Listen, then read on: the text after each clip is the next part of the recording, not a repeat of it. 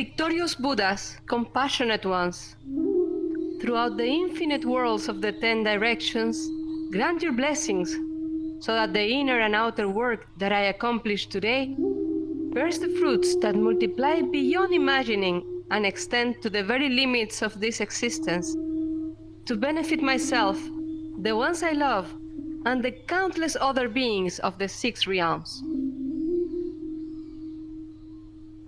Thank you. I think you can stay close as we. I will need you to read, I think, as well. Unless Mara is ready and prepared. I can. Oh, yeah, okay, then. You're on vacation, Julia. Woo! Free day off. Go to the Dutch. Alright. We may now sit. Only this one time though. And, and welcome everybody. Thank you for adjusting to summer daylight saving. We're getting there. I saw that it was not only the Sangha, but pretty much every event on VR chat were pretty confused the last few days. So I guess we're transitioning. Today we have a reading about human life. So it's part of our chapter that examines human condition in general. And we're going to look at life from the point of view of the human experience, basically. So whenever you want, Mark, take it away. Yeah, sure. Human life. There is an allegory that depicts human life. Once there was a man rowing a boat down a river. Someone on the shore warned him, "Stop rowing so gaily down the swift current. There are rapids ahead and a dangerous whirlpool. And there are crocodiles and demons lying in wait in rocky caverns. You will perish if you continue." In this allegory, the swift current is a life of lust. Rowing gaily is giving rein to one's passions. Rapids ahead means the ensuing suffering and pain. Whirlpool means pleasure. Crocodiles and demons refers to decay and death that follow a life of lust and indulgence. Someone on the shore who calls out is Buddha. Here is another allegory. A man who has committed a crime is running away. Some guards are following him, so he tries to hide himself by descending into a well by means of some vines growing down the sides. As he descends, he sees a viper at the bottom of the well. So he decides to cling to the vine for safety. After the time when his arms are getting tired, he notices 2 mice, one white and the other black, gnawing at the vines. If the vine breaks, he will fall to the vipers and perish. Suddenly, on looking upward, he notices just above his face a beehive, from which occasionally falls a drop of honey. The man, forgetting all his dangers, tastes the honey with delight. A man means the one who is born to suffer and to die alone. Guards and vipers refer to the body with all its desires. Vines means to continuity of the human life. 2 mice, one white and the other black, refer to the duration of time, days and nights, and the passing years. Honey indicates the physical pleasures that beguiles the suffering of the passing years. Here is still another allegory. A king places 4 vipers in a box and gives the box into the safekeeping of a servant. He commands the servant to take good care of them, and warns that if he angers even one of them, he will be punished with death. The servant in fear decides to throw away the box and escape. The king sends 5 guards to capture the servant. At first they approach the servant in a friendly manner, intending to take him back safely, but the servant does not trust their friendliness and escapes to another village. Then, in a vision, a voice tells him that in this village there is no safe shelter and there are 6 bandits who will attack him. So the servant runs away in fright, until he comes to a wild river that blocks his way. Thinking of the dangers that are following him, he makes a raft and succeeds in crossing the turbulent current, beyond which he finally finds safety and peace. 4 vipers in a box indicates the 4 elements of earth, water, fire and air that make up the body of flesh. The body is given into the charge of lust and is an enemy of the mind. Therefore, he tries to run away from the body. 5 guards who approach in friendly manner mean the 5 aggregates form feeling, perception, violation and consciousness, which frame body and mind. The safe shelter is the 6 senses, which are no safe shelter after all, and the 6 bandits are the 6 objects of the 6 senses. Thus, seeing the danger within the 6 senses, he runs away once more and comes to the wild current of worldly desires. Then he makes himself a raft of the Buddha's good teaching and crosses the wild currents safely. There are 3 occasions full of perils when a son is helpless to aid his mother and a mother cannot help her son. A fire, a flood and a burglary. Yet even these perilous and sad occasions, there still exists a chance for aiding each other. But there are 3 occasions when it is impossible for a mother to save her son or the son to save his mother. These 3 occasions are the time of sickness, the period of growing old and the moment of death. How can a son take his mother's place when she is growing old? How can a mother take her son's place when he is sick? How can either help the other when the moment of death approaches?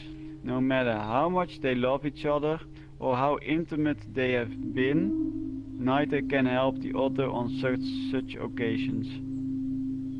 Once Yama, the legendary king of hell, asked a man who had fallen into hell about his evil deeds in life whether during his life he had ever met the 3 heavenly messengers. The man replied, "No, my lord, I have never met any such person." Yama asked him if he had ever met an old person bent with age and walking with a cane. The man replied, "Yes, my lord, I have met such persons frequently." Then Yama said to him, "You are suffering this present punishment because you did not recognize in that old man a heavenly messenger, sent to warn you that you must quickly change your ways before you too become an old man." Yama asked him again if he had ever seen a poor, sick and friendless man. The man replied, "Yes, my lord, I have seen many such men." Then Yama said to him, "You have come into this place because you have failed to recognize in these sick men the messengers from heaven, sent to warn you of your own sickness." Then Yama asked him once more if he had ever seen a dead man. Then the man replied, "Yes, my lord, I have been in the presence of death many times."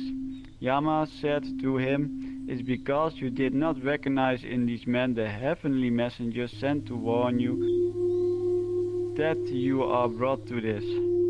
If you had recognized these messages and taken their warnings, you would have changed your course and would not have come to this place of suffering."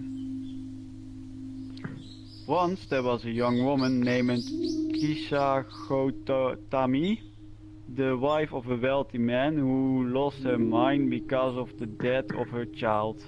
She took the dead child in her arms and went from house to house begging people to heal the child. Of course they could do nothing for her, but finally a follower of Buddha advised her to see the blessed one, who was then staying at Yetavana, and so she carried the dead child to Buddha. The Blessed One looked upon her with sympathy and said, "To heal the child, I need some poppy seeds. Go and beg 4 or 5 poppy seeds from some home where death has never entered." So the demented woman went out and sought a house where death had never entered, but in vain. At last she was obliged to return to Buddha in his quiet presence. Her mind cleared, and she understood the meaning of his words. She took the body away and buried it, and then returned to the Buddha and became one of his disciples. That was it. Thank you. Thank you, Mar. All right, so a bunch of weird stories today, wasn't it? Some of the Buddhist stories are very good, and some are just plain cryptic. They didn't age so well. But nonetheless, if we take it for what it was, this was a lecture that was loaded. It spoke about desire, passion, pleasure, the senses, time, impermanence, loneliness, death. So it's as if we've just reviewed the entire teaching very quickly. And that is actually the reason why these stories were crafted and used. They were a convenient way to remember and share the teachings with others. I can totally picture an elder sitting by a bonfire, telling that to some younger folks, and then having a talk explaining in depth what the allegory meant. So they come from the oral tradition, when it was much easier to remember a story like that than thousands of pages of a book.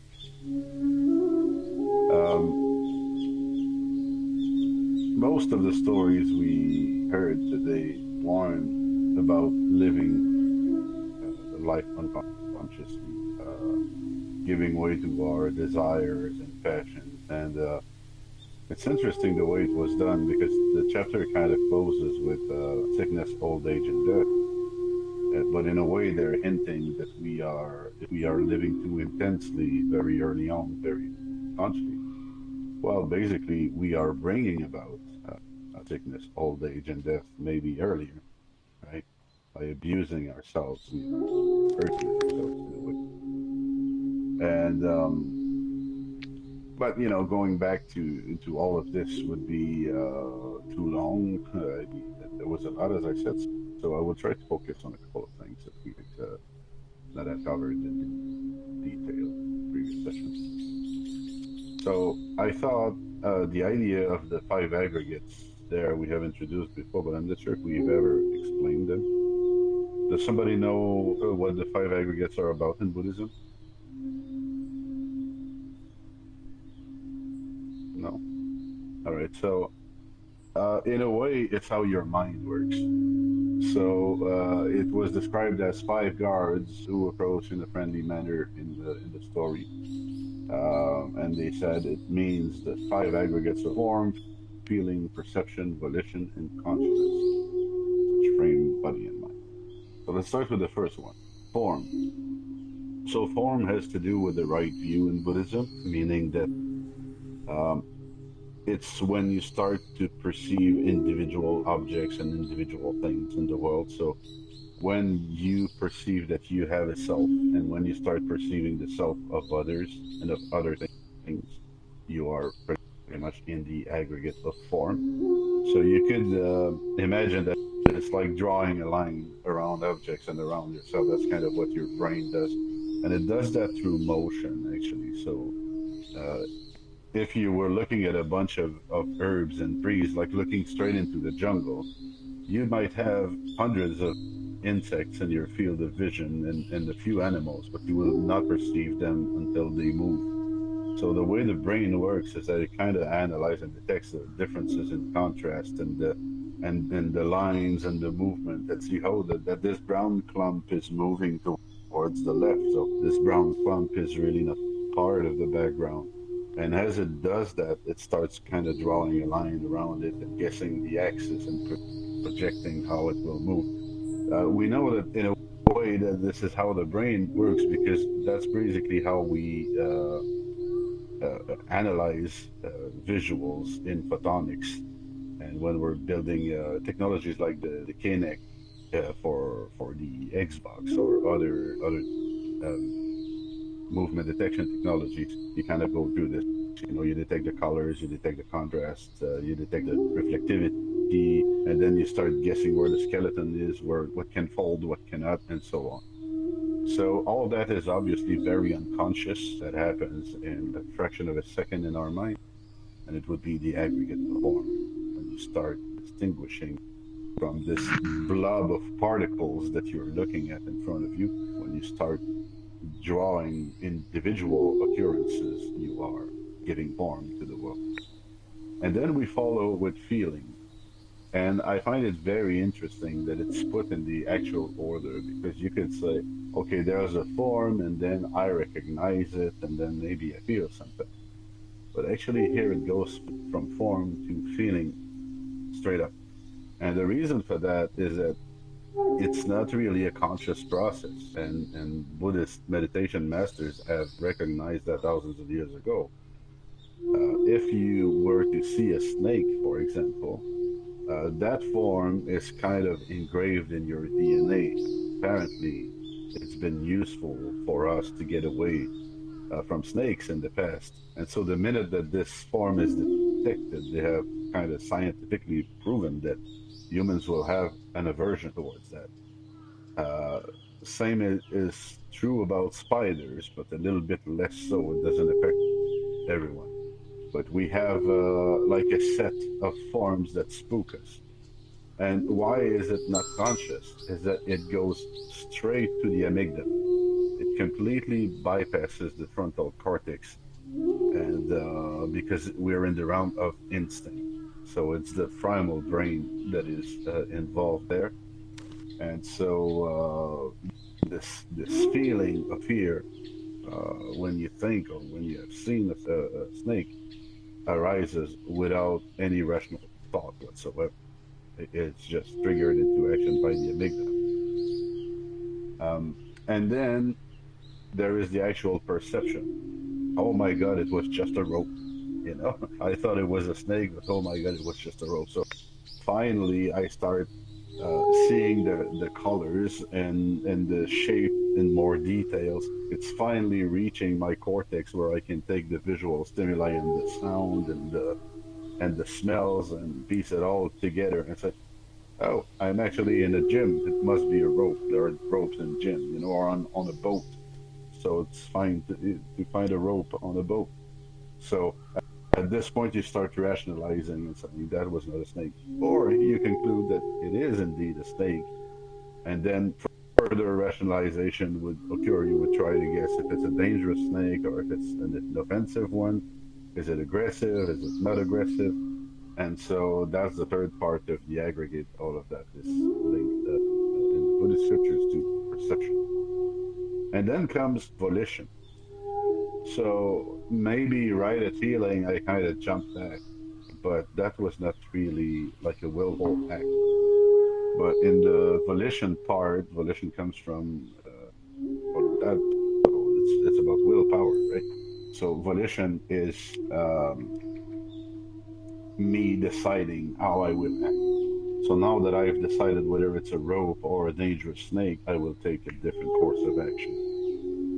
Now, if you are very triggered by your feeling still, and you still have your heart uh, beating, or maybe you're already running away from the rope, you know, and you just don't want to look back.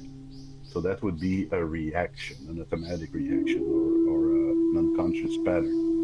So the aggregate of volition there is barely involved. You are using your volition to go away from the feeling, basically.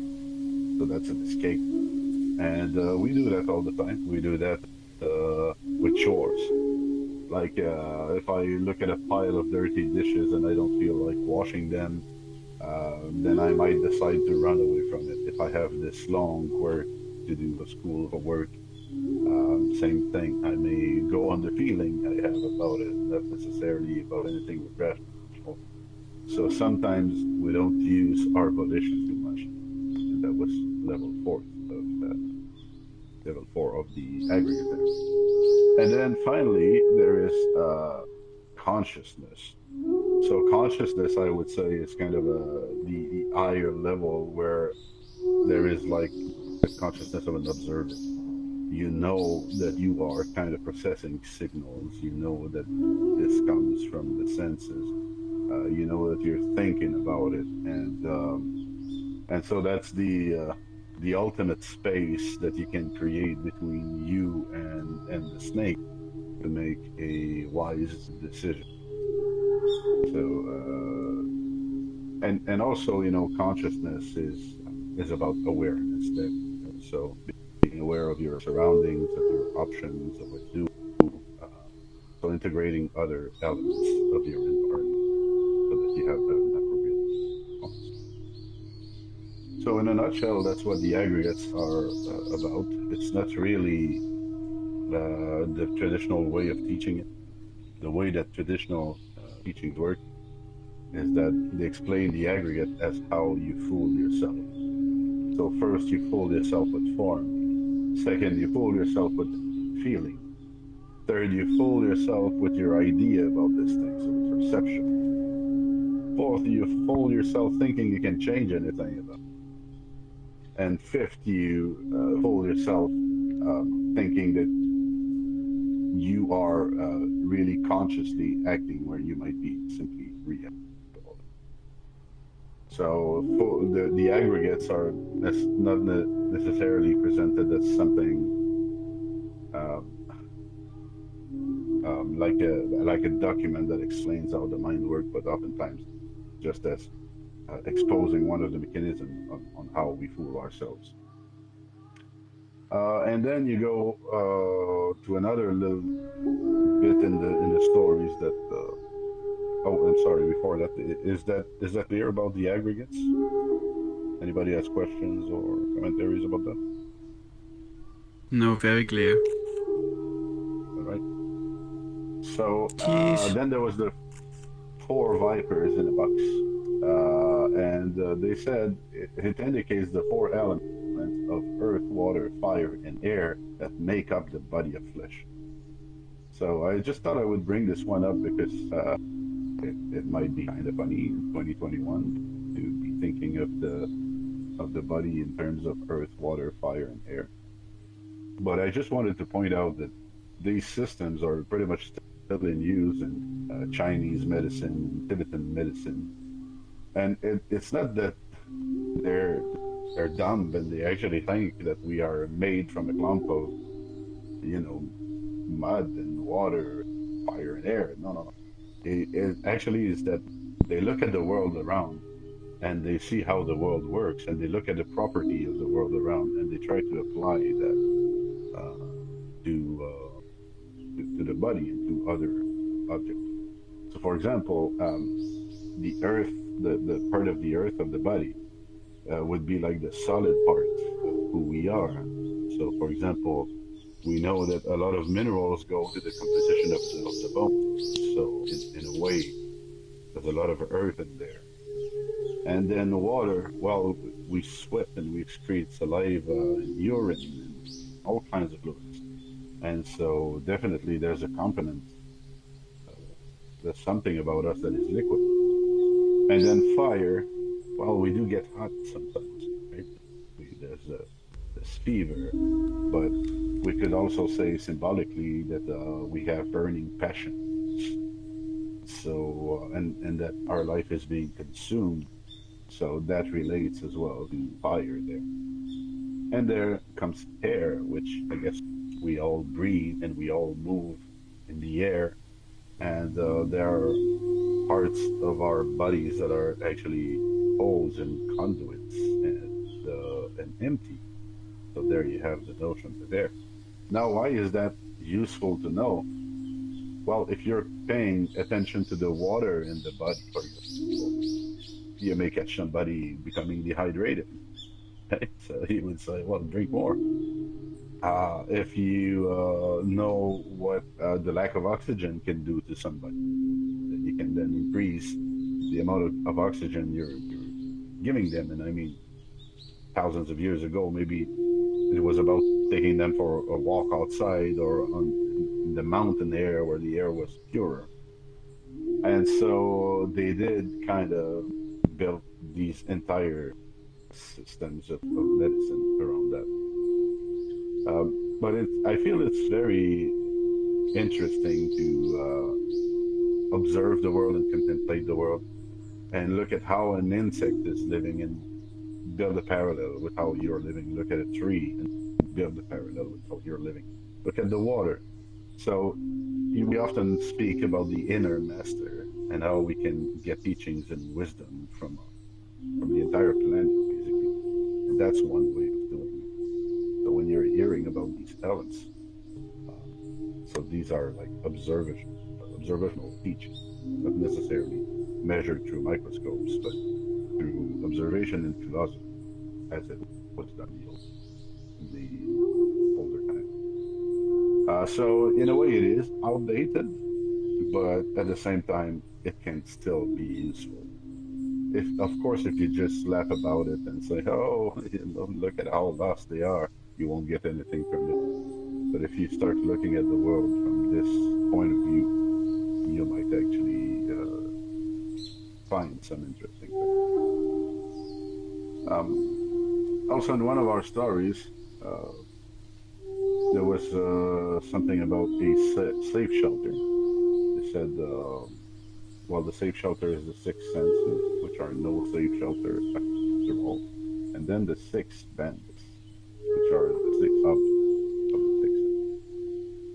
So first question there, what is the sixth sense? Because we are accustomed to use five. So what is the sixth one?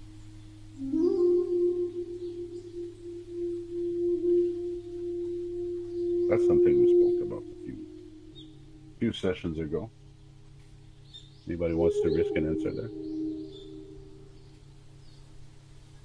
All right. So the sixth sense for Buddhism is the mind. Now, why would that be a sense? Any idea?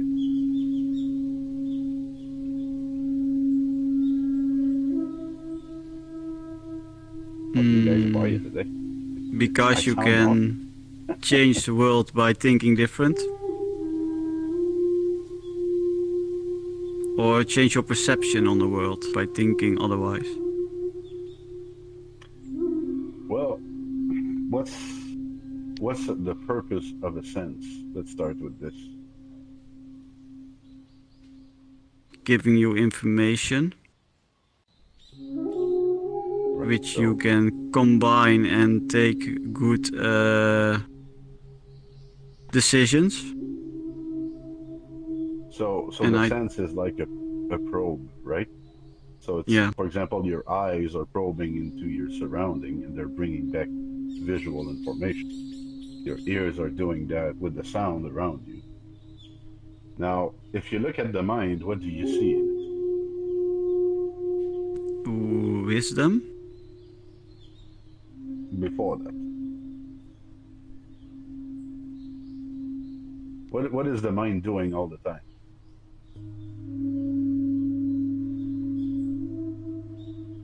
Combining the senses. I think I heard thinking. Trying to find clarity. Trying to find clarity. Mara, what did you say? Binding the senses? Is that what I heard? He said combining the senses. Combining, okay. So yes, so first function of the mind is to bring the perceptions of all of the other senses. Ready for war, Joe. And kind of bring them in one place where they can be processed. Yeah, exactly. Where you can observe the content that were brought by the senses, and then you can create an opinion. But then you think about it, right? You have these perceptions, you think about it. But have you noticed that there are thoughts that come into the mind that have nothing to do with your perception? For example, thoughts of the past or thoughts about the future. Like At some subconscious? point, they had. I'm sorry. Subconscious thoughts. Uh, Subconscious. Yeah, in a way that there are not thoughts that you are triggering. If you want to call them subconscious thoughts, that's fine. But basically, it's not thoughts that you made happen. You were not trying to solve a mathematical equation. It's just a thought that happened of its own will. Um, and it might be about a memory. It might be a projection. At some point, it was tied to the senses, but it certainly is not anymore. And you might also have thoughts that are like conclusions, that this is closer to the mathematical equation. So I have a yellow pencil and I have a blue pencil, and therefore if I mix them, it will give me green. So that would be the kind of stuff that goes in the mind that is not based on the perception, but more like on the memory of a perception. So basically, when you are conscious that your mind is doing that, it becomes a sense, because you can sense what's going on in your head and you can sense what's going on in your heart. So just like you would touch your environment to figure out how it's built, you can touch your inner light and see what's going on.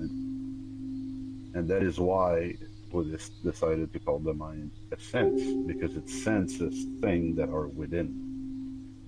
And the fact that we don't even have that as a sense in our culture shows just how much we are disconnected from mindfulness and awareness.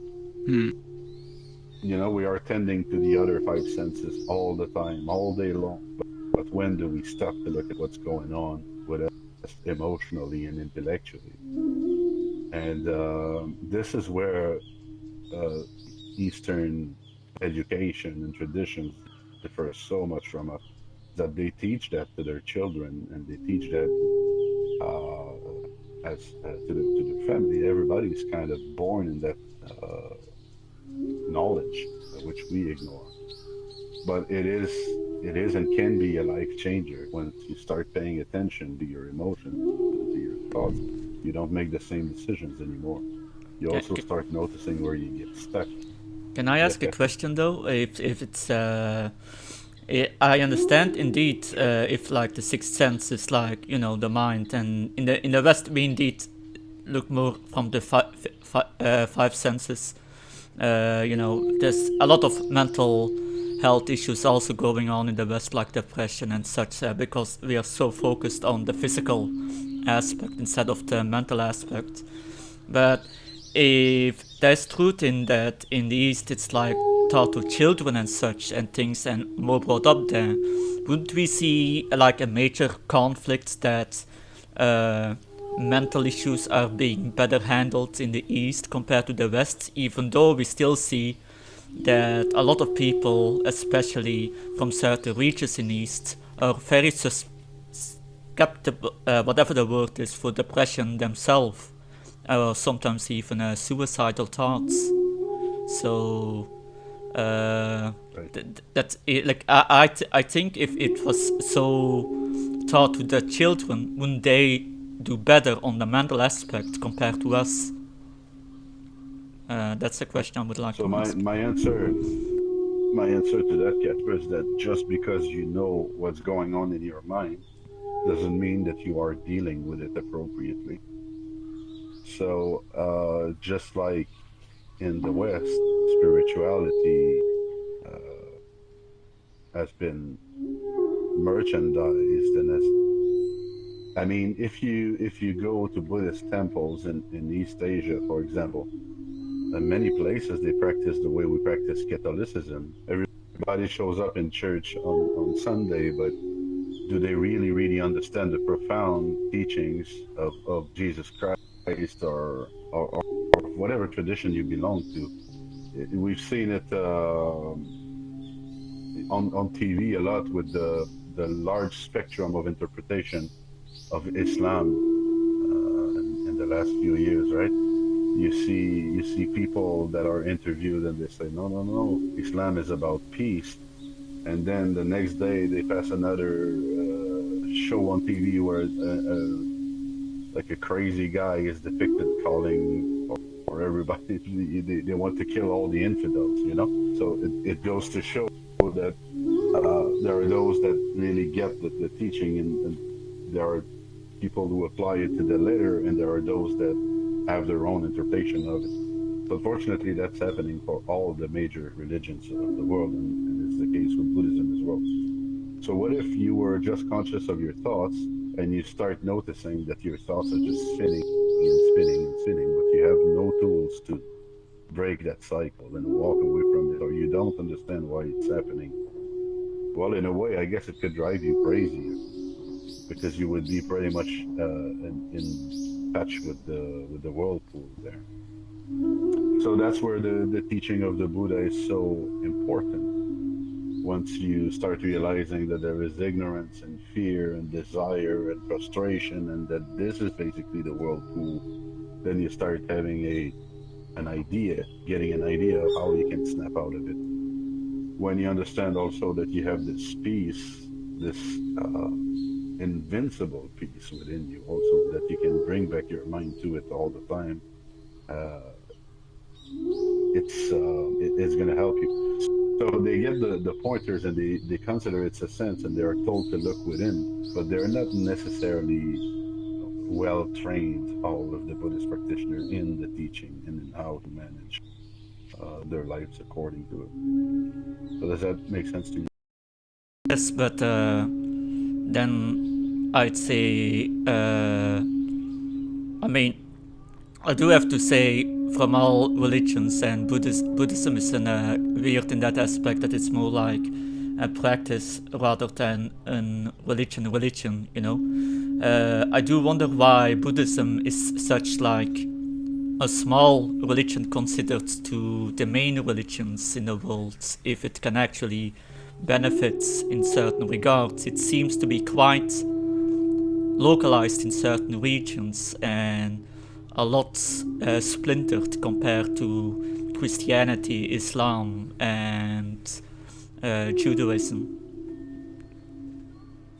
So Buddhism, another thing we need to keep in mind is that Buddhism is the offspring of Hinduism, basically.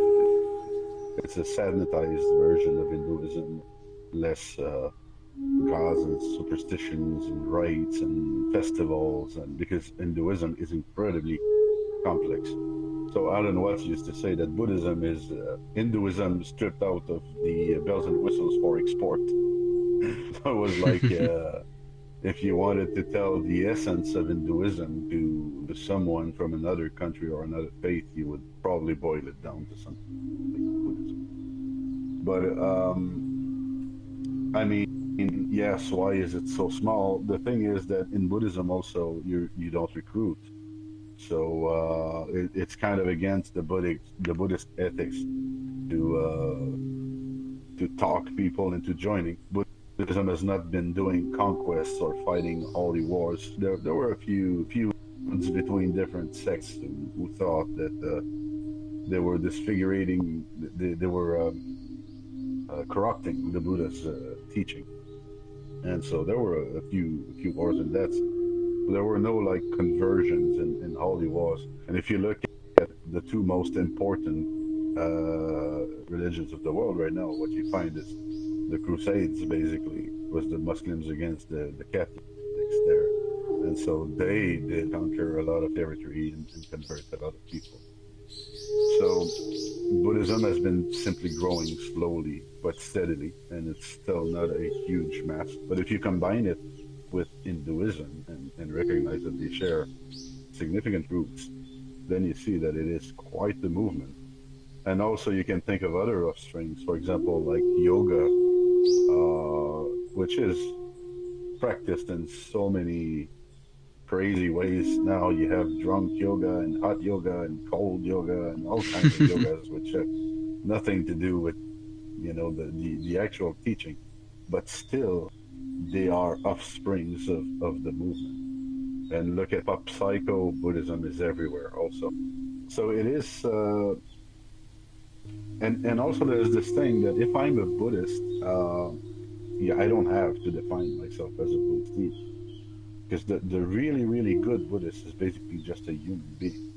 And the more fully human you become, the better the Buddhist you are, right? So it's kind of it's kind of against Buddhism to call yourself a Buddhist, okay? Because if you say I'm a Buddhist and you're a Christian, I'm separating myself from you. I'm creating division, so it's not harmonious. Okay? So So, it's so more. Myself, what I would you call say myself is a. the well? What would you say is the main goal of Buddhism? I'm sorry.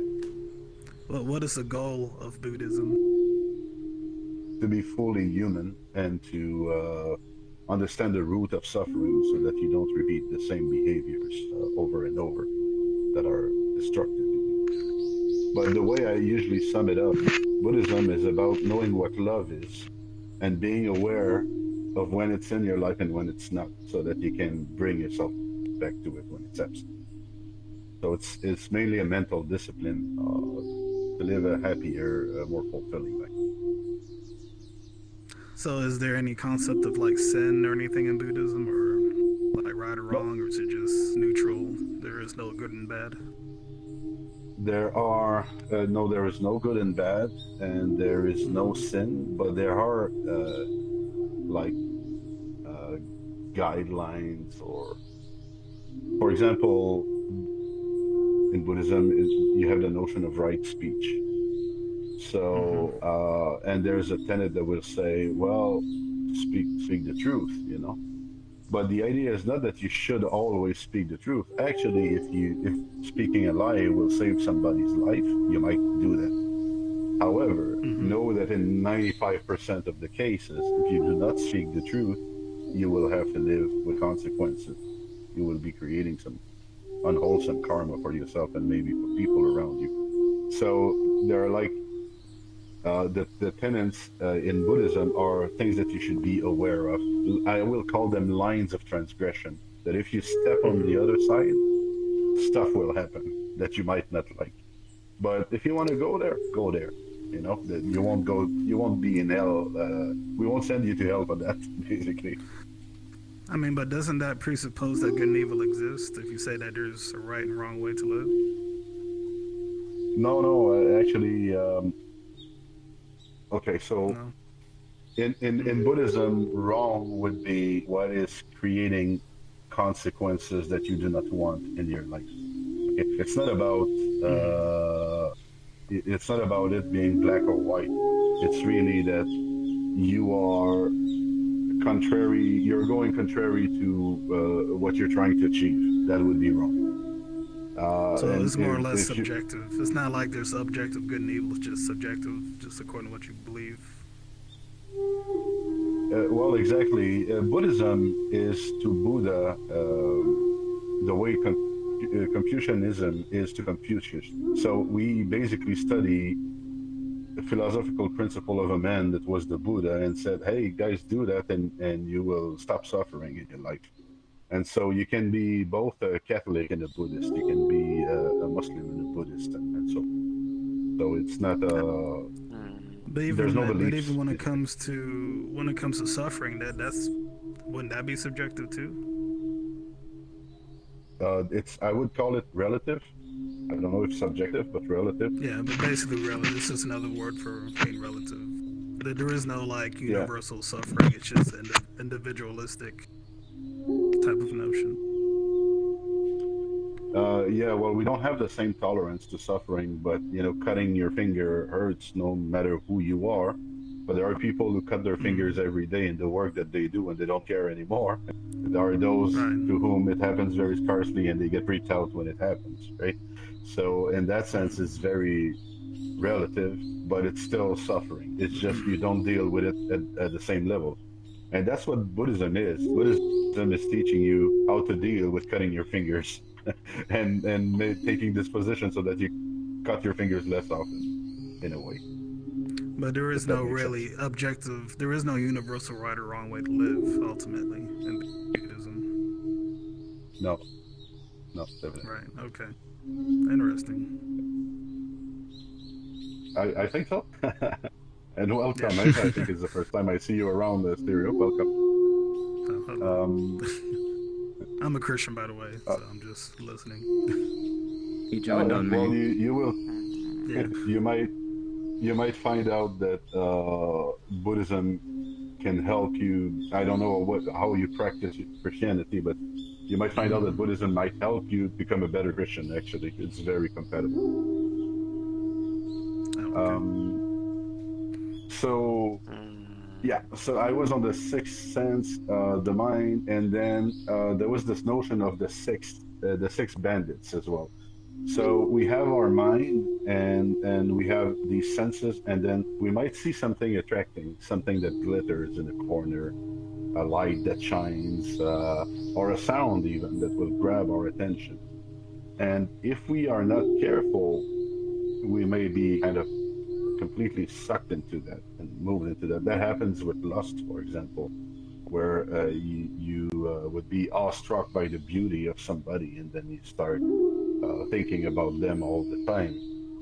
So, it could lead to something wholesome, but it can very much lead to a lot of unwise decisions as well. So that's why they call them the six bandits, is that your senses, if you're not kind of guarding them and you're not watching what's happening with some distance around you, well, you can be brought left and right according to your passions and desires. Um, all right. So, of all the other stories that we heard today, my favorite has always been the one with the poppy seeds. So, this woman that goes from door to door trying to revive her lost child.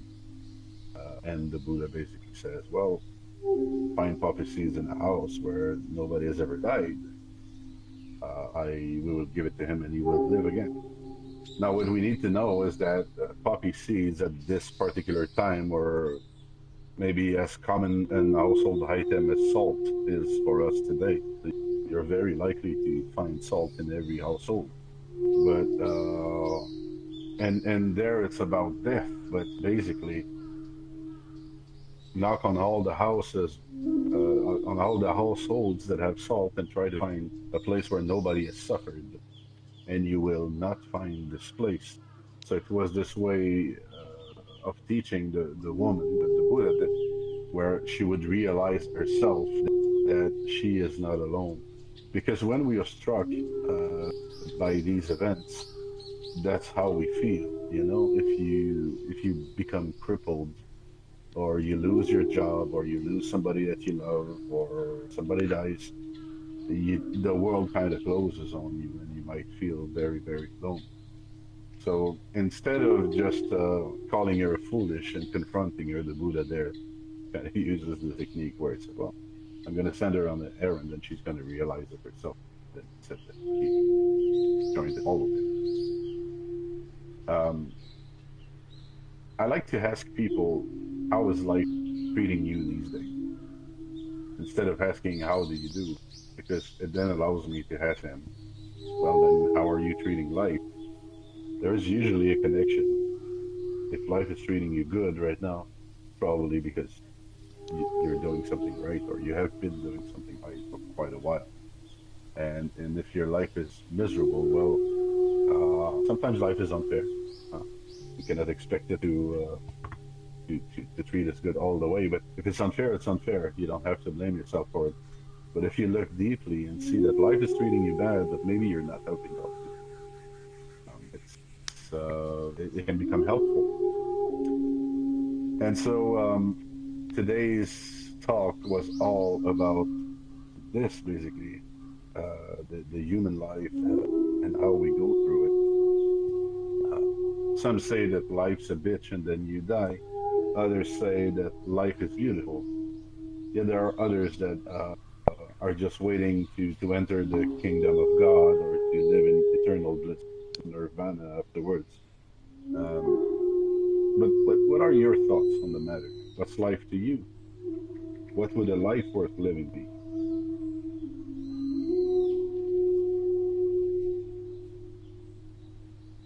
Was that a rhetorical question or was that an actual question?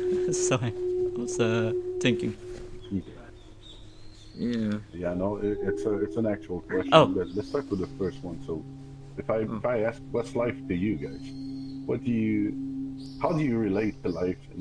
Is it a bitch or is it something beautiful? How do you feel about your own life? it's a stock market. It goes up and down, up and down. Sometimes it crashes, but then it finds its way up again. Better place your bets while it's going up, I guess. I just don't want That other that's people to feel the pain that I've felt, so I go out of my way, even sometimes hurting myself in the process, to make others happier. I can relate to that. I I've been in some pretty low places. My life hasn't exactly taken the turn for the better, often, and I don't want people to feel like that. I don't remember the question. I have a short-term memory condition. What was it? For me, the for me, life is like a river. Sometimes it goes faster, sometimes it goes slower, sometimes there's stones on your path, something like that. I would say that life is. so it, I was just gonna say, I would say that life is a gift from God, and that we should live our lives to glorify Him. But we do live in a fallen world, so that's why bad things happen to us. But ultimately nobody's innocent. So since we do sin against God, and so we do have bad things happen to us.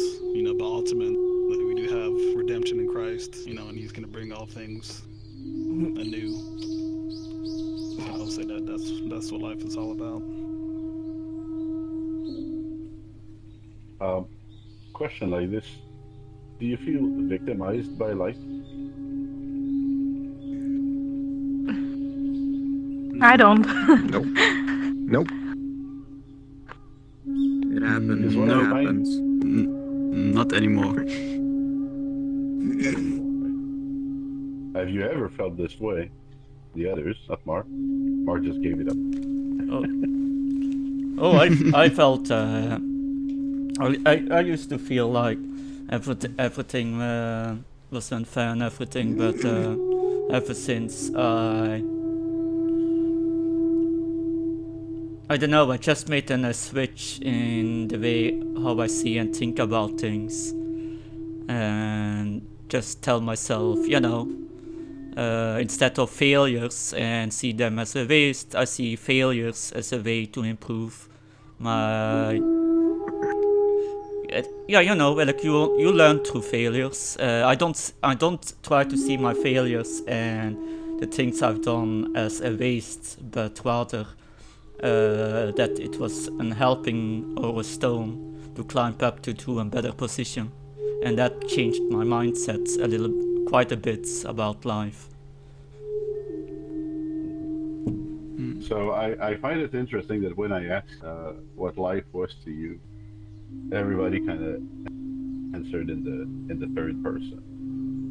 Life is a stock market. Life is flowing. Life is as if we are disconnected from it, right? But at the same time that we say that life has its ups and downs, it flows faster and slower. Well, aren't we there on the roller coaster ride with life? When life goes down, what we really mean is that we're going down. And when life goes up, we're going up, right? And Yes.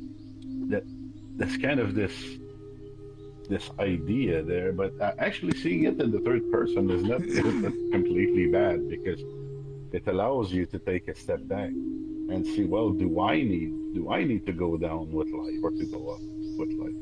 It's good to be an observer sometimes there, not be fully entangled in the passion of it.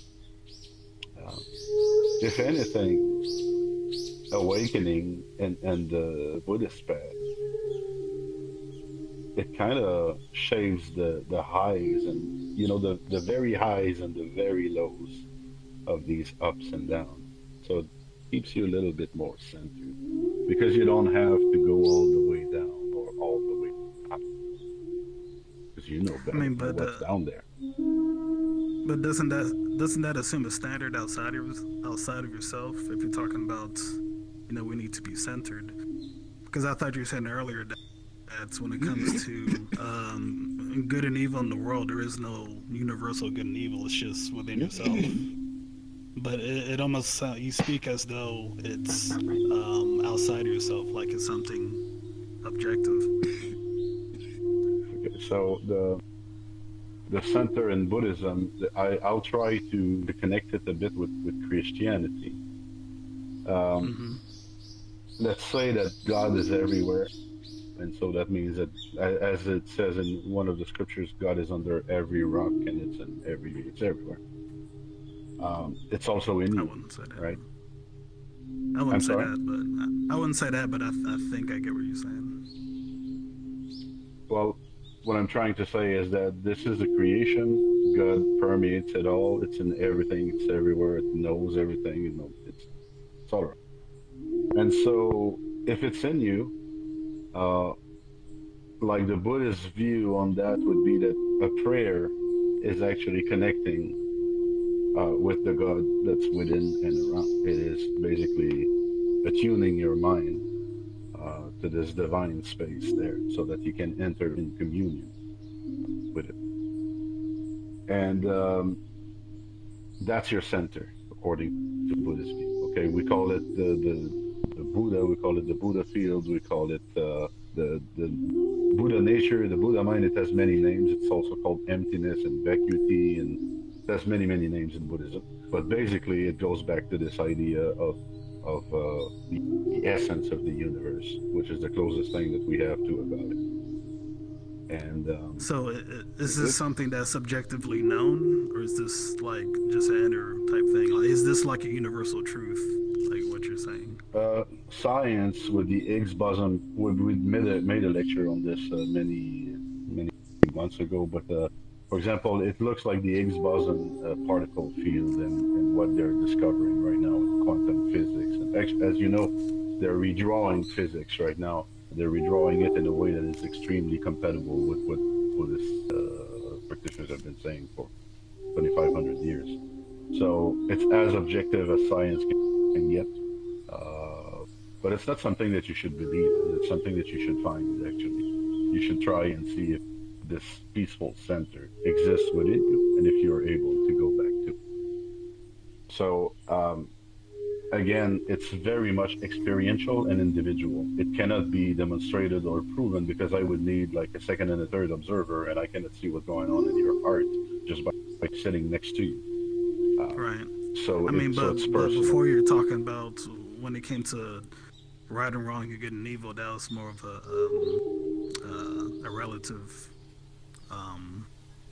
relative way of thinking. There is no objective good and evil. It's just relative. So I guess I'm not saying like the connection with saying this is how we should live our lives to achieve this, but yet there is no. In all fairness, I see the way you go at this, and I'm sure it would make sense to you. But in all fairness, there are many classes that you have missed. So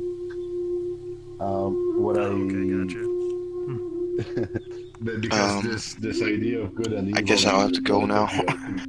And absolute reality. See you soon. And everything I'll see you in a bit, is quite a topic. Alright. Take care. I guess. Are you sitting But here? let's say that God in Buddhism, if I was to call him like that, Again, is thanks for sharing the videos. no evil. But I already seen them. I'll visit you Good to later, know. man. It's okay. Is this guy? It's okay. Hey, dude, you gotta sit here because you're the master. I think you fucking yeah. Wait, are you sitting here or are you like standing on the podium? Okay, so we're having the probably the sitting bug of VR chat right now. Let me reload. Wait, the sitting bug? I know how to Wait, where'd he go? Yep. Yeah, it's a way to fix the sitting bug apparently.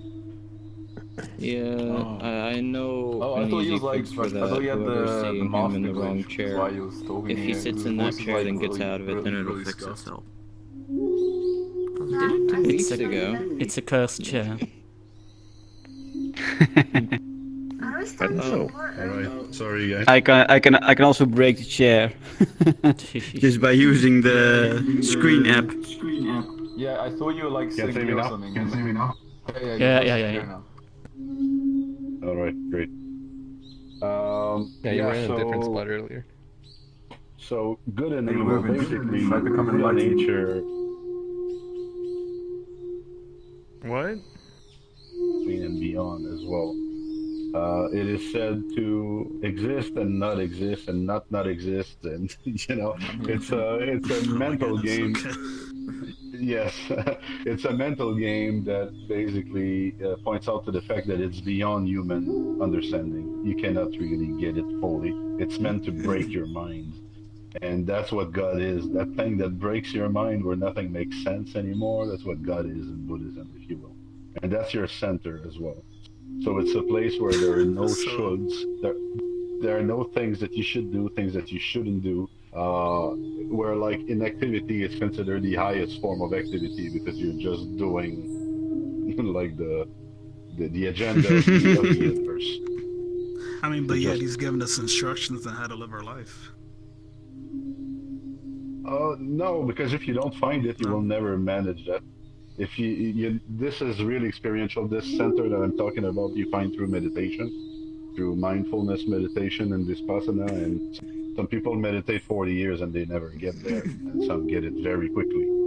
But So once you you, connect with that, sorry. hmm so you don't think he's like trying to like teach us like how to live at all? I think he means the precepts. Hmm Yeah, the well, is that what you're talking about? Like the commandments, like the precepts? Well, I'm assuming that Buddha is considered a teacher, and teachers teach you how to do things, right? Yeah, okay. So How to basically, live what your I life. am is a finger pointing at the moon. That's how it's said in traditional Buddhist scripture. I cannot tell you anything about the moon because it's beyond words. You have to find it yourself. Imagine that. Imagine I would try Yeah, to tell you how my trip to the moon went. You could not but feel it. You could not know exactly how it went for me, right? So I can only tell you, look, I went there. Went there, right, and once you get there, you will get it. If you've ever been on a mountaintop, you know exactly what I'm talking about. There is this feeling of awe and this connection that you feel, and you see 360 degrees, and it's amazing, and it gets you. right. It goes through you, right? But you're telling us So we should go to the mountaintop, exactly, yes, that's what I'm right? saying. How do you know that we should go to the mountaintop? Oh, I don't. I mean, if you want to go to Oh, the okay. mountaintop, you should. Oh, okay. Yeah. You can also go So down the I, mountain. yeah, Mm. or if you want to bathe in the lake before, it's up to you. I mean, Yeah. obviously, if you're in this class, this is a mountain hiking class, so. You can also Yeah. jump off the mountain. But I Yeah, I wouldn't don't know. It kind of just go seems Not it just recommended. seems odd to me if there's nothing really objective, to. I know you're saying you're not guiding anybody, but I think obviously you are. You're trying to give advice and trying to tell us things. But if there is nothing objective that can really be known, it just seems a little odd to me. I think he points Yeah, us at the right direction. And then we It's need How to do we figure know what out the right for our own. direction is? No, okay. Some You know what I mean? direction.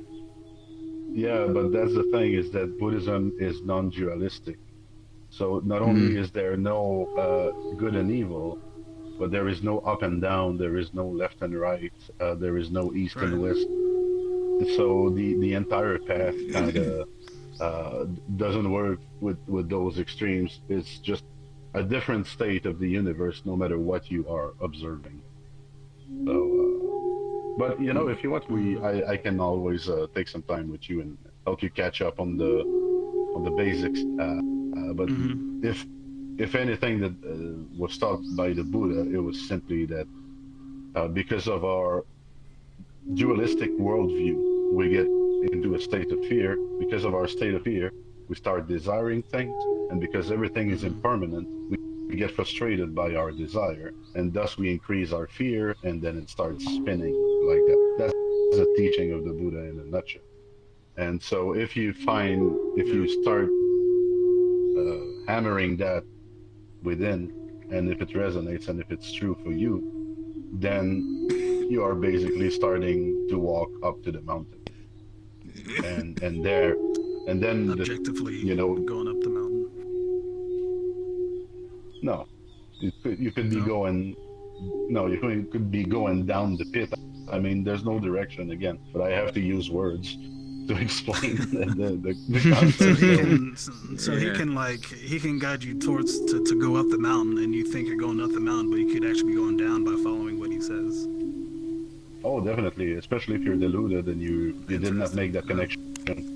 Yeah, it happens a lot. Well, I'm not even talking about being delusional. I'm talking about not being delusional. I'm saying like you follow the Buddhist teaching, and he's like, this is the way to go, and you go that way, but in reality, he's actually sending you the opposite way. Right. So as I said, we could take some time together, but yeah. I don't want to take up a class. I'll just I think it's about I think it's about misinterpretation. If you go the wrong way, it's more about misinterpretation, and that's something common in all religions. From studying the Bible, the Quran, there's a lot of about the finger pointing at the moon. They say sometimes that the person will look at the finger instead of looking at the moon. And that's like the classic Buddhist misunderstanding. I'm pointing up, but you're looking at my finger and you're saying, oh yeah, I get it. I know where I need to go. But you're trying to go to my index finger. You're trying to get to the moon. So, sorry, it's a bit cryptic, but that's how it works. Yeah, maybe we can talk after the class or talk a little later. Sure. Okay, so there were these three topics of growing old, and illness and death, which Buddhism tells us that nobody can really help us at those occasions. These are things that you need to face alone. Well, if you have faith, I guess that can help you, but other than that, no relative will be able to stop you from growing old. Nobody will be able to stop your illness completely. Even doctors can relieve symptoms. So these are processes that you are subjected to, and they make you feel alone. So I wanted to hear your thoughts also on this. What is growing old to you? Do you have any issues with that? Or looking forward to it, maybe? Pension. I mean, just because I'm 30 years old this year, it's not that I'm old. I'm not old. I'm still young. I'm not old. My doctor says that in my mid-40s I won't be able to walk anymore, so I'm not super looking forward to getting older. So it's... Right. And how do you deal with that, in fact? I try and get out and help people while I'm still able to use my legs, no matter how much it freaking hurts. So you're trying to make the best out of it while you still have those faculties. Yeah. And building up muscle in my legs might help keep them together. It's the joints that are failing, but the muscles could help a little. Right. But you know, I think this is a very human and beautiful attitude. People on their deathbed, they go from being a bit panicked about their condition and wanting maybe to resources from the outside to oftentimes being resolved, and sometimes they start helping people around them and they give them courage, and they try, I'd say, to make the most of those moments as well. So when you are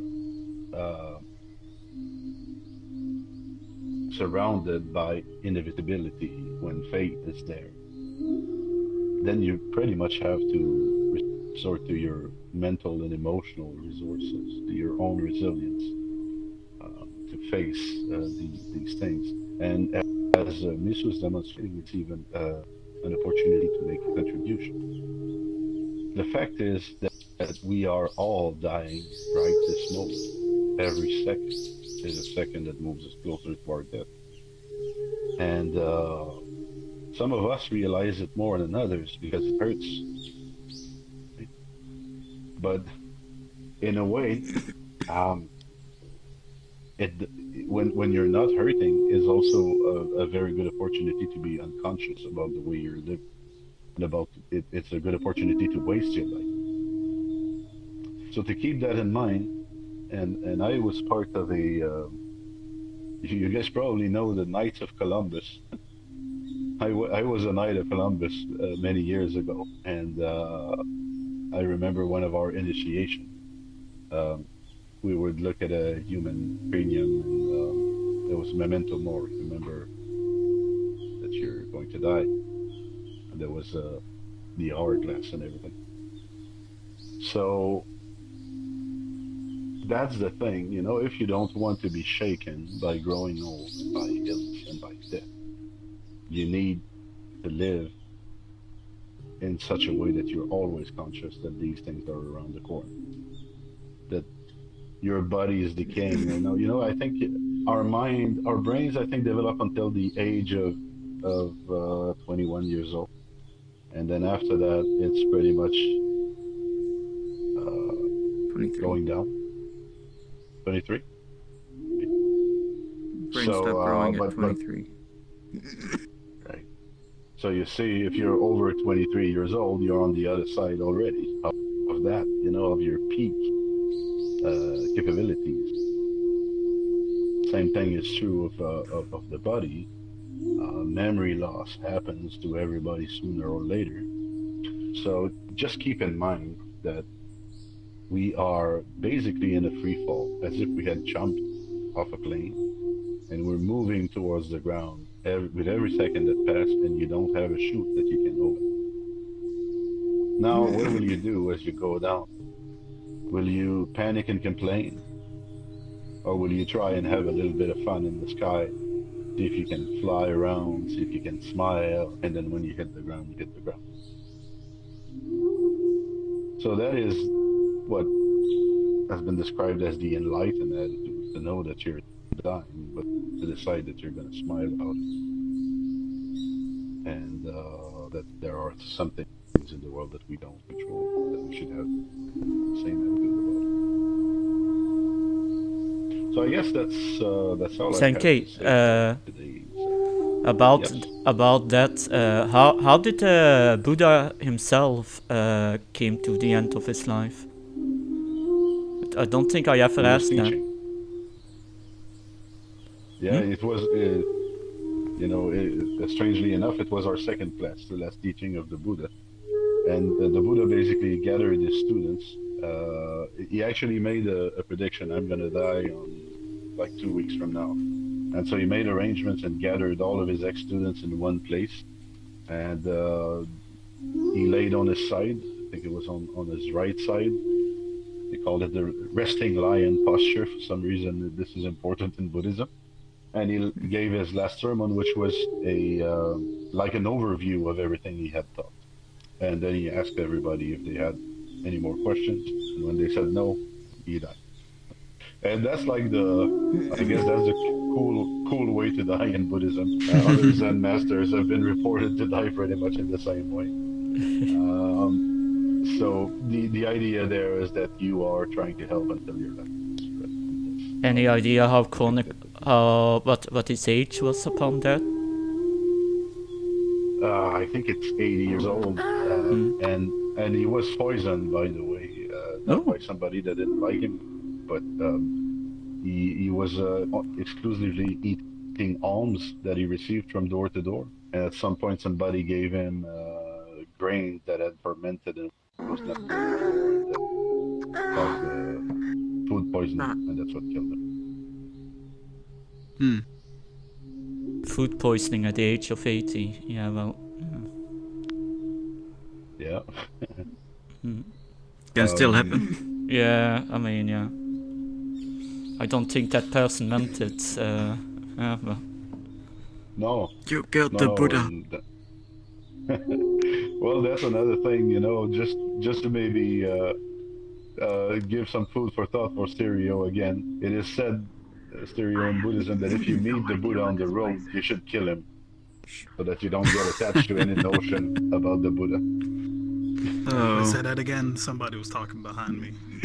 Say that again. Yeah, so it is said in Buddhism that if you meet the Buddha on the road, you should kill him, and that goes to say that you shouldn't have any conceptions, any ideas about who or what the Buddha should be. So if you think you saw it, it's not it. All right, so I guess that's going to be all for today. Any questions before we move towards meditation? Any other questions?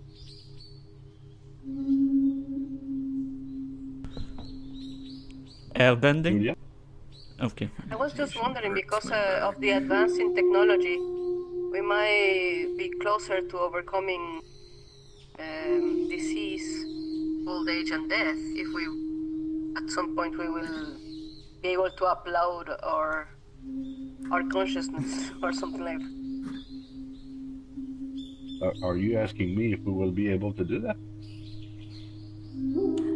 I was just wondering if someday humanity will be able to overcome old age, disease, and death. Well, I hope not, though. Imagine how boring a life that would be. There's an Hinduist teaching about that, basically, where you it's like about the gods or some immortal being, and the first time around they go to a regular life, and then when they see that they cannot die, then they become adventurous, and maybe that's what we would do. We would start jumping off cliffs and do a lot of extreme sports and a lot of extreme things and consumption of all kinds of substances if we were kind of immortal. But then afterwards, after a while, it kind of loses its sense. What makes life beautiful is that it has an expiration date on it, doesn't it? I have a question. Oh, yeah. Okay. Sorry, continue. About the conscious uploading and possibly living further on than without illness. There's actually, there are shows like this. One popular older couple of movies actually, I think it was 1995, Ghost in the Shell it was called. Used to be a Japanese animated product, and that was basically about a technology age where people were able to upload their consciousness into other bodies, or if they were tired of a body, they could swap bodies. So basically they were called like ghosts in the shell, because bodies were just shells that you could inhabit. And in those movies it was quite a dystopian time, because there were some cool things, like you could drink a lot and then suddenly your liver could be replaced, or suddenly you were sober in a couple of seconds.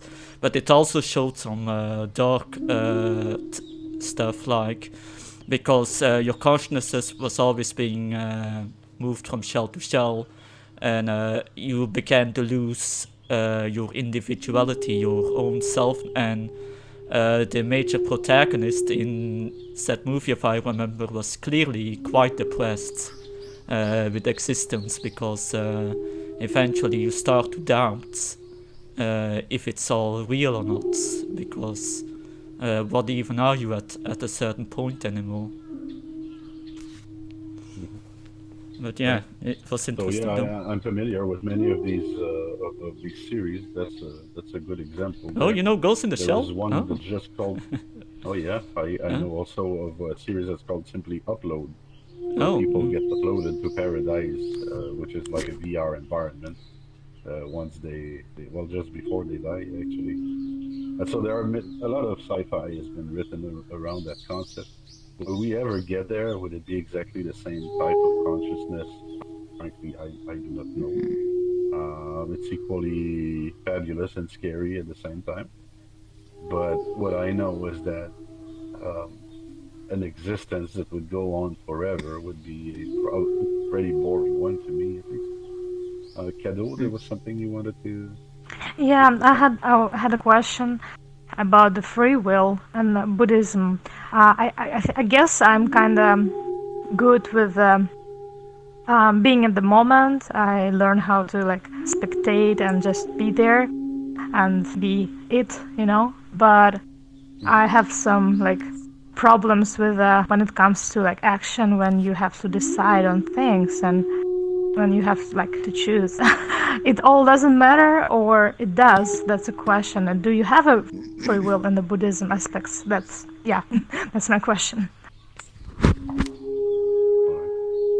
So it all depends on what kind of experience you expect out of life. Because is there a difference between decision A or, well, choice A and choice B? Every time you make a choice, a new tree of options open, right? So if I decide to go left, I might find a road that will lead me to many other roads, and that will be a completely different storyline.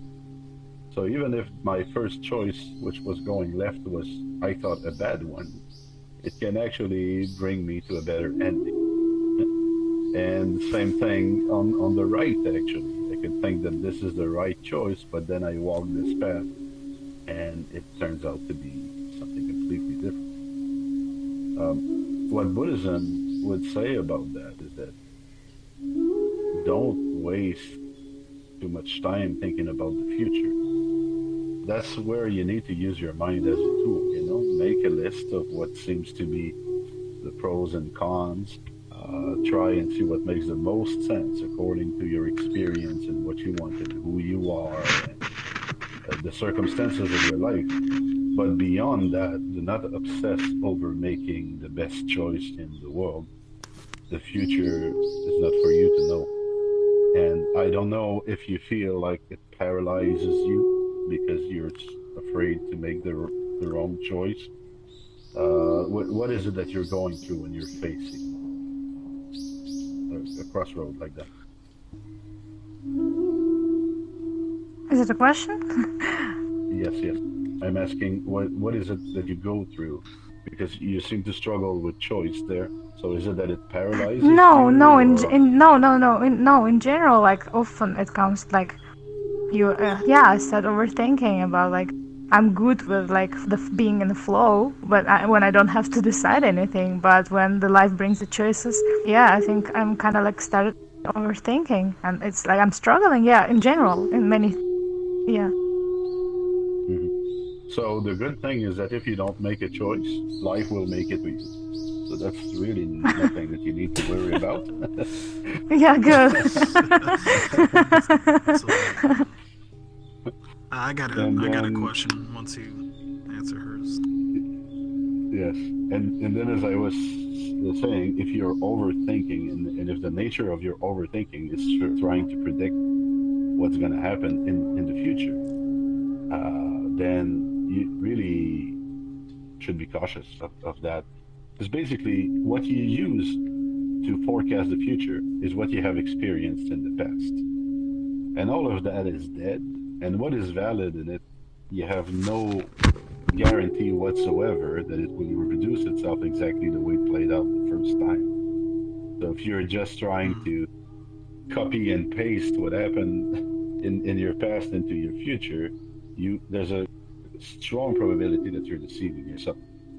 So I think you should really like draw the line, decide how you're going to make those decisions first, decide what is a diligent verification, due diligence, decide what is due diligence for you, and then decide that once your due diligence has been done, that you will make your choice or not. Give the option to yourself of not making the choice also. When you don't feel right with any of the situations, nobody says, well, actually, Aristotle used to say that a door needs to be closed or open. And I don't really agree with that. I think there are many shades of gray in life. Movie taught me that there are at least 50 of them, maybe more. so, so you can definitely try and be comfortable with grays. It's perfectly fine. Yeah, does that help a little bit, Kado? Yeah, thank you. Yeah. Okay. So if anyone is... Yeah, I was just gonna ask, when it comes to Buddhism, isn't it, it sounds like to me it's basically solipsism. that's kind of like the belief that you really ultimately can't really know anything. Would that be accurate with Buddhism? It is solipsism. Just a second. Solipsism was the belief that the world exists on through you, basically. I am trying to remember. Yeah, you can't really know anything about the external world. It's only like internally. That's really all you can know, quote unquote. But anything outside yourself, you really can't. You can't know anything. Yeah, there is an element of that, but basically the difference is that the self, um, yeah, the self does not exist in Buddhism, so that's the main difference. So there is only one entity, which would be like the entire cosmos, and it's not a unique nor a plural entity. It's like an undefinable entity there, and you're part of that. And so solipsism supposes the existence of a self, and that's not the case in Buddhism. But the fact that we are limited by our perceptions, and that we are creating our world, and that we are basically living in a grand illusion, that's pretty Buddhist as well. Yes. So how do you know about this? I don't know if I want to call it the ultimate being. As far as something existing, like it's not just ourselves, but we're part of all of existence. How do you know there's something that's like binding, like something outside of ourselves? Is that just like a relativistic belief, or are you saying like that is the case, like fact, that is what's going on? I say that it is my best approximation as a limited human person. I cannot know for sure exactly what that is, but based on very trivial and mundane observation, if we look around this temple, you know, and I invite you to look through the doors or whatever, but you will see there are floating islands, and they are floating in the skies. And the reason for that is that the sky acts kind of as of a ground, you know, where things can exist.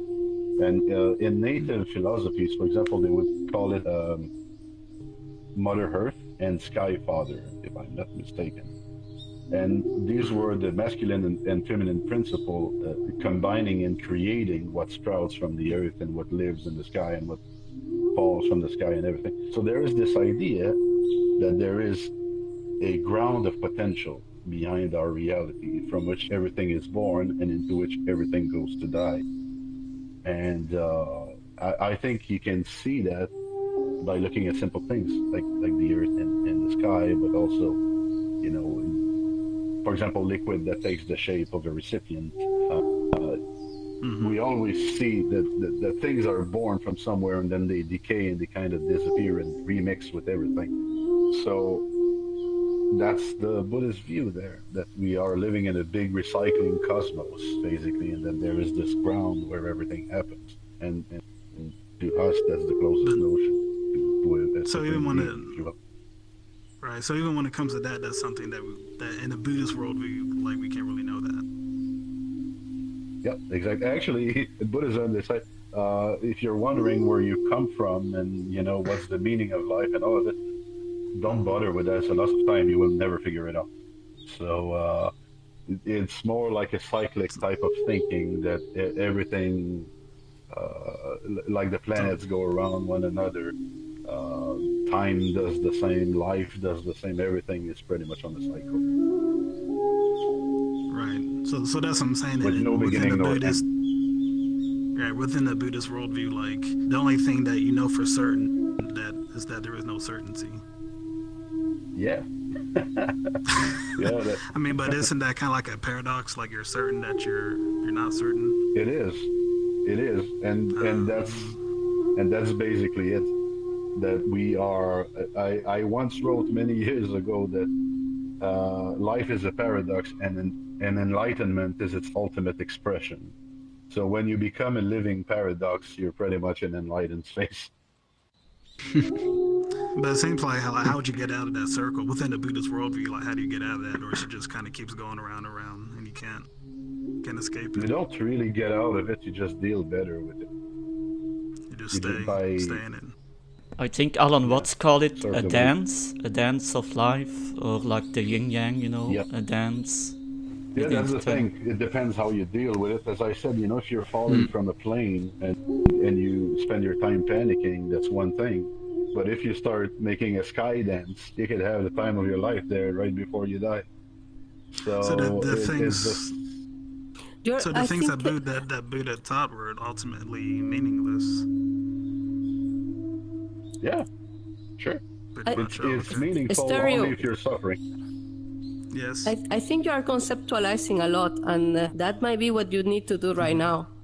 But some other Buddhist teachers will say it's just about being kind to yourself, kind to others, and acknowledge that everybody is trying to avoid suffering and to be happy. Yeah, but when you say to be kind to one another, that assumes that we can know things. When you make those kind of.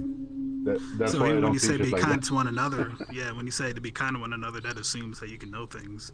But like he's saying that you can't really know anything ultimately. In the grand scheme of things, nothing can be known. So the reason for kindness, and that's just a partial answer there, but one reason for kindness is that's one part of dancing. Now that you know kind of all the mechanics of the world work, and you know how people experience suffering, then why cause that to them? Yes, you could do good. Yes, you could do evil. But kindness will give an easier ride for the people who don't know about these things. So just be kind to them. But basically, it's just deciding that you're gonna dance cha-cha instead of salsa. But we couldn't even know how people are suffering though. Well, that I think is pretty universal. I mean, do we know that for certain, or you're saying that? What makes you suffer, Stereo, in your life? What makes, like within the Christian worldview, what is suffering? No, just you as a human being. What are the things that you find painful in life? Ultimately, disobeying God is what brings suffering in my life and the life of everybody else. That's why we see the world as it is today, because people ultimately want to live their lives the way they see fit instead of following what God commands. So that ultimately, that's what brings suffering to all of us. So you don't. But I'm saying within that Buddhist worldview, like we can really know what suffering is. Like there's suffering. So, for example, let's say you have your favorite cup of coffee, and for some reason, tomorrow morning you trip and it slips and it breaks on the floor. Won't you experience a little bit of suffering that your favorite mug is broken to pieces? Right, yeah. No. That's happening in the fallen. Well, that's happening in the fallen world that we live in. Stuff breaking, things not happening the way they should. We live in God's fallen creation. Right, but did you specifically and intentionally disobey God for your mug to break? For that particular mug, no. But our original parents, the Adam and Eve during the fall, that's what brought suffering into our existence. So that cup breaking is ultimately the result of the fall of Adam. Yeah. So I would just like to hear, kind of ask others if they would also suffer a little bit if they broke their favorite mug. May I share my point of view on suffering? For me, suffering is basically when you resist whatever is happening, whatever happened. So resisting causes the pain. If you are not agreeing with what is happening right now, that causes the pain. That's my view. So that's a good point. That's a good point, Kado, and I need to point that out also, Stereo. The word for suffering in Buddhism is actually the Pali word dukkha. And what dukkha means is not like real suffering, it means frustration. So when we're talking about suffering in Buddhism, we're talking about being frustrated. And Kado is highlighting that there by saying, if I resist what is, of course I will be frustrated. And guess what? If you resist life, you will always lose also, because it's like just much bigger, much larger than you. So it can go from frustrating to completely breaking you. And so, is it a universal experience that we all get frustrated when we resist life? I would say it's a no-brainer. Yes, we are experiencing, all of us, that suffering. So I it's mean, but from that that's point of even view. yeah. But even from that point of view, that's something that can be known ultimately. Right. So in Christianity, you have this idea of grace where you're doing the will of God, and when you're doing the will of God, you're embracing God, and you're not resisting anything, and you're kind of trying to do your mission that you were put here to do. So basically, an awakening, a nirvana, or the enlightened life is basically living in grace. There are many more points in common with Christianity than contradiction, I would say, actually. But it's just expressed differently. Yeah, I would say grace according to what the scriptures teach is that basically, when it comes to humanity, we're all fallen. We've all disobeyed God. If God were to judge all of us, we would all get hell. But He sent Christ to die in our place and to suffer the punishment that we're supposed to suffer, and suffer on the cross. And so basically, the grace of God is that we're saved despite of ourselves. It's basically unmerited favor. So in the Christian worldview, that's what grace is, that God is saving us not because we're so good, but because we're bad, but He's gracious enough to have mercy on us, even though we don't deserve His love at all. That's the Christian. Yeah, that's the Christian concept of grace. To me, this is very interesting. I'm looking at the hour, and I'm going to have to cut it short and move into meditation. But I would definitely like to have more talks about this, what you see, material at some point. Of course. And I'm not sure if you meditate, but if you do, you are very welcome to join us. So let's do a 20-minute session, guys, today. Because I have to leave 3 o'clock, actually. So let us settle down. Let's take a deep breath. Actually, take 3 good ones.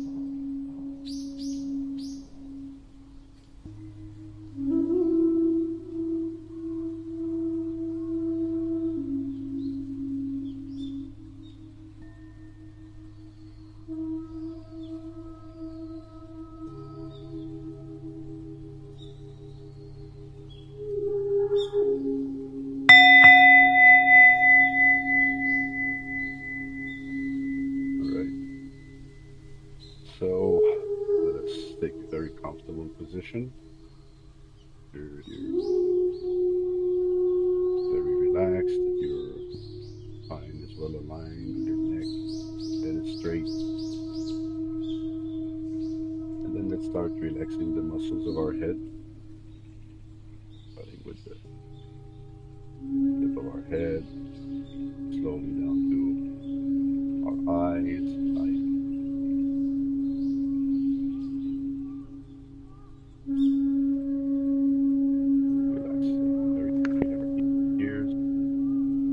as well.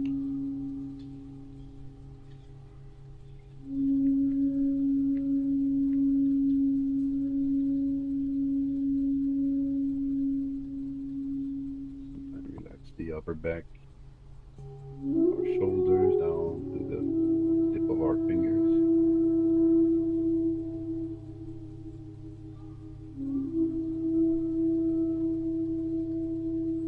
Lower back as well.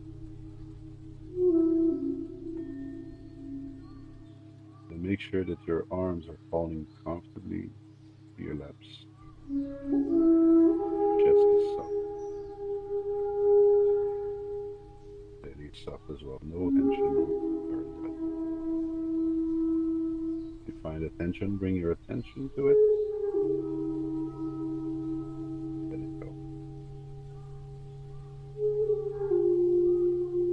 Flex your legs, your feet and toes.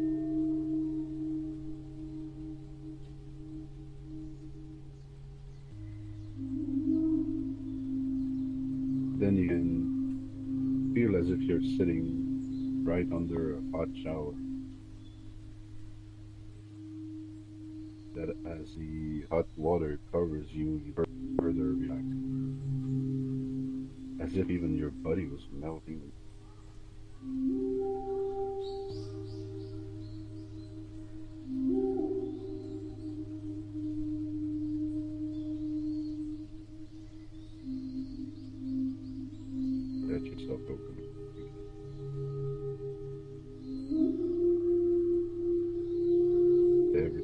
accept your breath. And focus on the breath.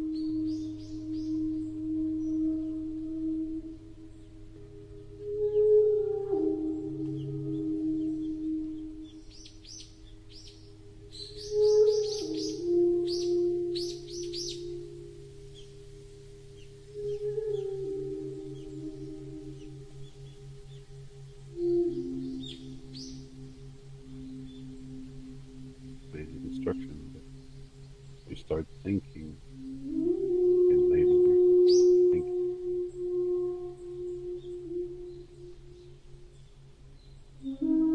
Start feeling, you can label those feelings. Then simply bring your breath back in focus. Right, breath with your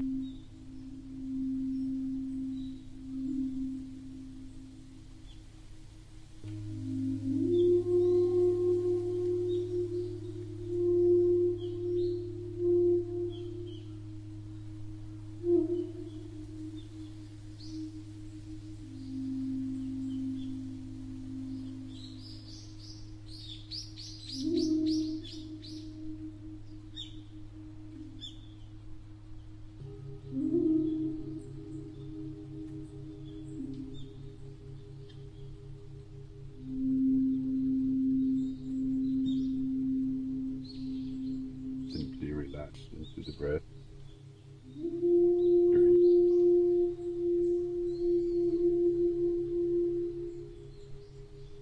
And let a smile appear on face.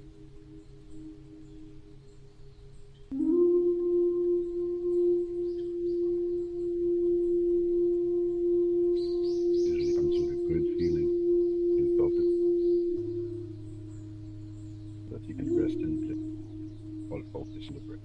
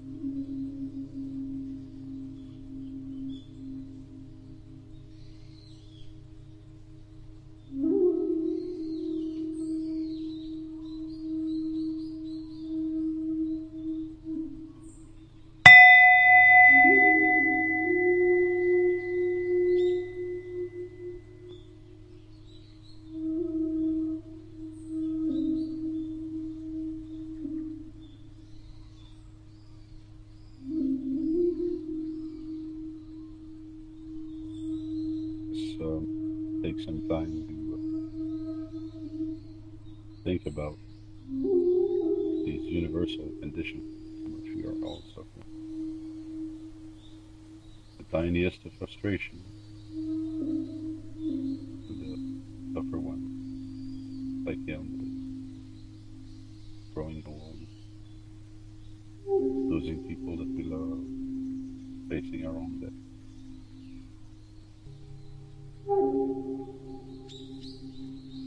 Let us think about the fragility of a human life, but also about how wonderful it is that we are given a chance to experience, to be conscious of what we're going through.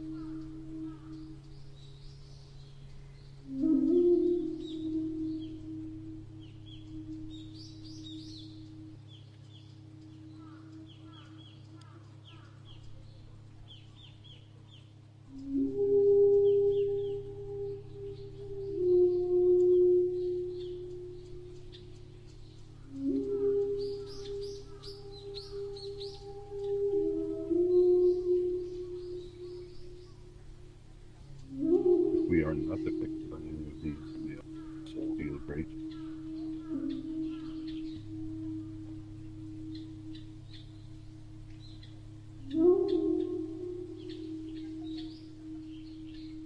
Actually, we should always feel gratefulness for the fact that we are being alive, whether we are experiencing pain or good sensation, pretty much indicate that we are.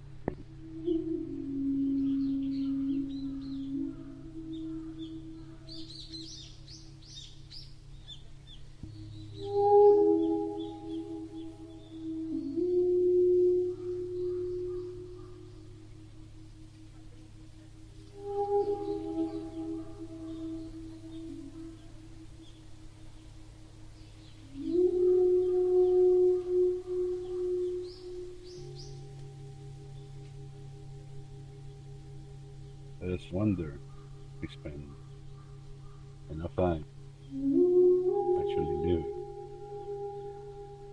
it. Are we the dancers that we would like to? Are we the dancers that we could be?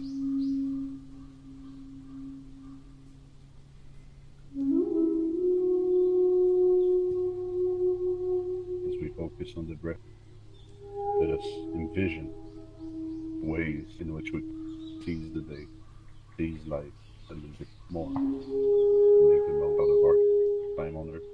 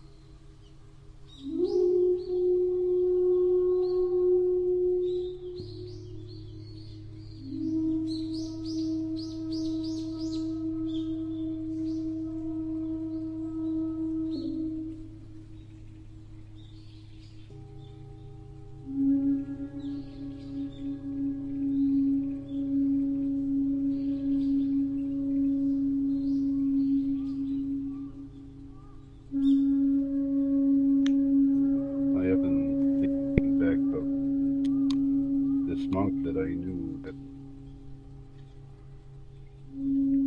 had for an ideal to leave no trace, and he died. He wanted, contrarily to many of us who want to live an imprint on the world, he used to tell me that he wanted to live like a wild animal, that looking at the woods, he would never know he had existed. And you can also imagine how it would be to live in a way that was so harmonious that it wouldn't leave an imprint anywhere.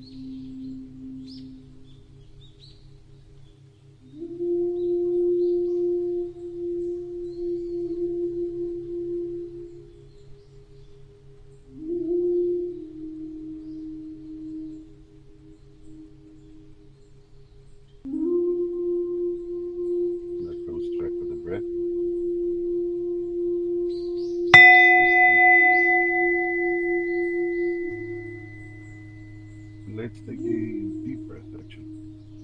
As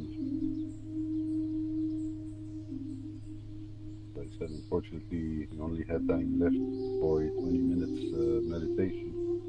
And I apologize. I do know that I spoke a lot about Christianity with Stereo today. Thought he was interested and polite, so it took some time, but probably did take a little too much. No problem, it was interesting. Thank you. Welcome to the new people also who are joining us for the first time. We had quite a lot of people at some point.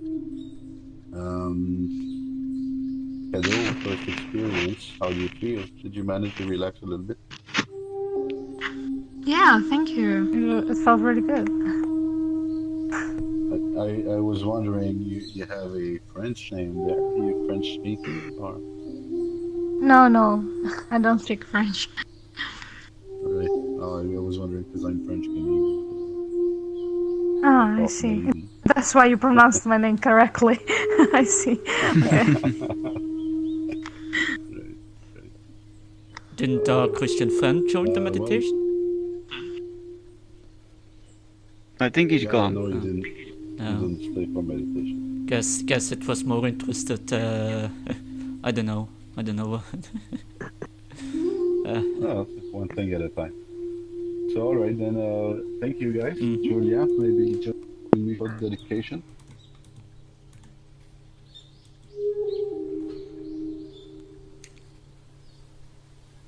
It is colorful though, eh? Never a dull session. There's always something different happening every week. You handled it well though, I do Yeah, have really to say. nice. When like confrontations, or I'd say, you know. Oh, no worries, it's part of life. Whatever you want, Julia. For the benefit of beings without exception, I dedicate without any reticence whatsoever all the merit accrued through virtuous acts to the incomparable expanse of totality. Thank you, and thank you everybody. Namaste. And see you Namaste. next time, hopefully.